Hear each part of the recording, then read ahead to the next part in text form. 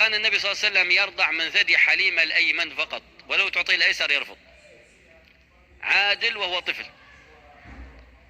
وكان الثاني يرضع من الأيسر والأيمن معا، لكن النبي صلى الله عليه وسلم لا يرضع إلا من الأيمن.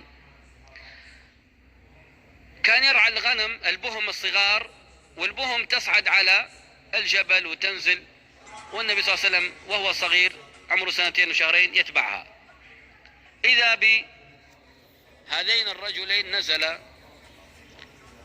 ولما رآهم الأطفال هربوا ومسكوا النبي صلى الله عليه وسلم وأضجعاه وشق صدره وأخرج قلبه وغسلاه بماء زمزم، وأخرج منه نصيب الشيطان، سواد دم أسود يكون في القلب. هذا المكان، هذا الدم في القلب هو مكان الشيطان، مكان وسوسة الشيطان. فنزع من قلب النبي صلى الله عليه وسلم وغسل بماء زمزم ثم عيد كما كان. والأطفال جاءوا الحليمة وأخبروها الخبر، فقامت هي وزوجها بكبشة وجاء، فإذا بالنبي صلى الله عليه وسلم واقف وجهه أحمر.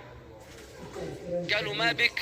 قال والله ما أدري، جاني رجل أو رجلان فأضجعاني وشق صدري، وهو حافظ كل اللي حفظ من غير تخدير. عملية جراحية، عملية القلب المفتوح من غير تخدير، من غير ألم، من غير خروج قطرة دم. الطبيب الذي عملها جبريل عليه السلام، وليست في مستشفى. وهذه العملية ما أذكر في التاريخ عملت إلا لمحمد صلى الله عليه وسلم. هذه ألم نشرح لك صدرك، هذا الشرح الحسي. ويستمر طبعا القصة في السيرة أنهم خافوا عليه ورجعوه إلى مكة وجابوا لأمه وخايفين تقول إيش في الولد وليش.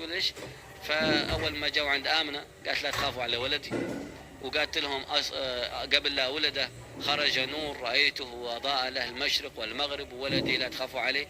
فأول ما عرفوا أنها مطمئنة قالت لها حليمة تكفين، خلنا نرجع فيه، ما ملينا منه وضعيف